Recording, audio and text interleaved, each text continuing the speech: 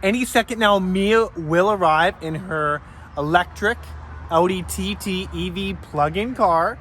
She is tired of running out of range in her car and having to plug it in all the time and being stranded the odd time too.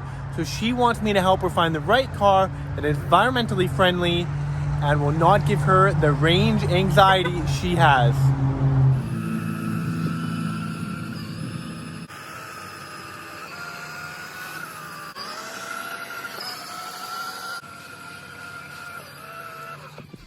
With the RAV4 Hybrid, there is no need to plug in because all the energy is recovered from coasting and braking. At any time when heavy acceleration or extra power is needed, the gas engine will kick in to assist the electric motors. So as you can see, light acceleration, a little bit of energy, heavy acceleration, gas engine kicks in. And that gasoline motor gets its energy by putting a little bit of fuel in there.